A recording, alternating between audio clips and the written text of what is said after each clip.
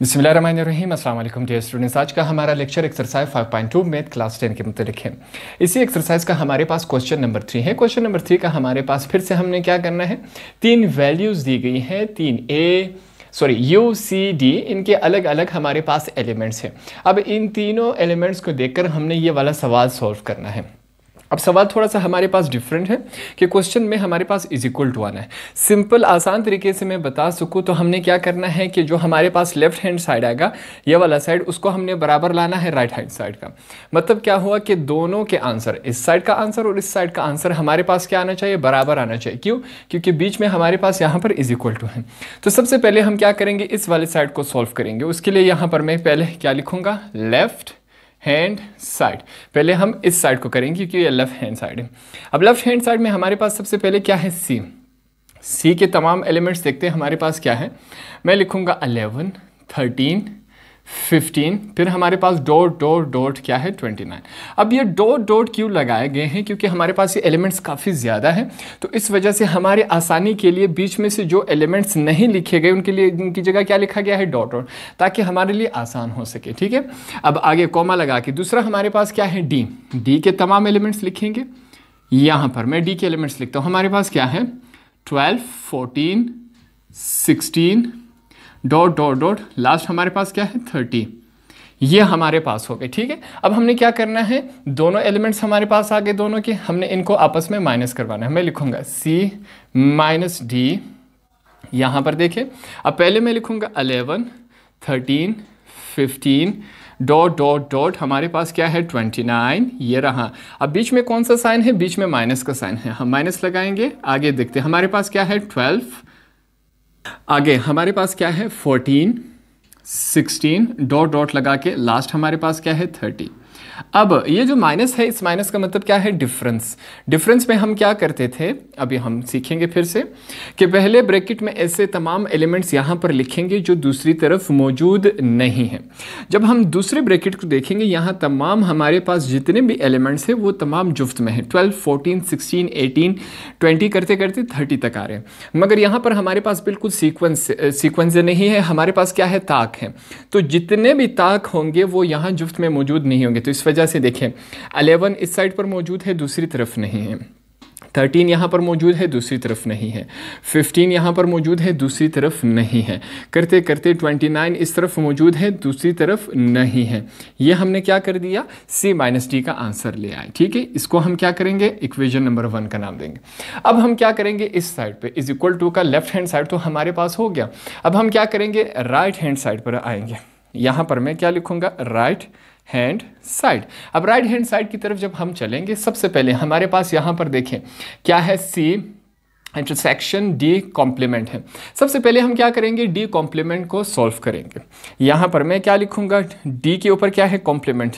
मैंने बताया था किसी भी वैल्यू के ऊपर कॉम्प्लीमेंट आ जाए उसे हम क्या करते हैं, U के साथ माइनस करवा देते हैं। तो सबसे पहले हम D लिखेंगे कि भाई हमारे पास D के एलिमेंट्स यहाँ पर क्या है। D के एलिमेंट्स जब हमने चेक किया, हमारे पास है 12, 14, 16, करते करते हमारे पास क्या है, 30। ये हमने लिख दिया।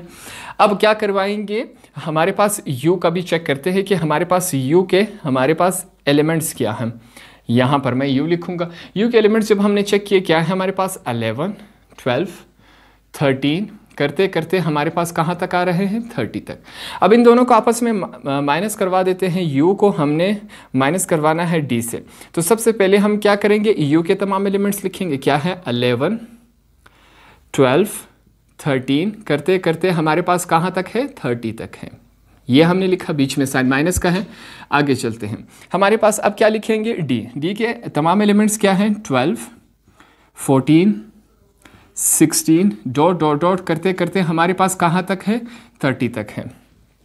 अब आगे हमने करना है, U को जब हम D से माइनस करवाएंगे, अब इसको फिर से देखते हैं।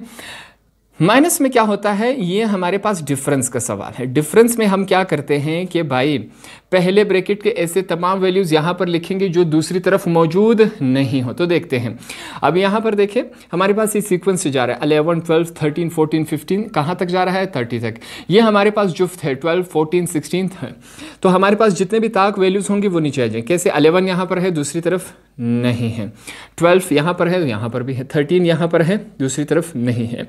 फिर यहाँ पर क्या होगा, 14 दोनों तरफ होगा। 15 यहाँ पर है, दूसरी तरफ नहीं है। करते करते हमारे पास 29 जो है वो इस तरफ होगा, दूसरी तरफ 29 नहीं होगा। ठीक है, ये हमारे पास u माइनस डी की वैल्यू है। तो अब हमने क्या किया, सिर्फ d के कॉम्प्लीमेंट को हमने फाइंड आउट किया, जो कि हमारे पास ही है। अब हम क्या करेंगे, इस आंसर को हमने इंटरसेक्शन करवाना है c के साथ।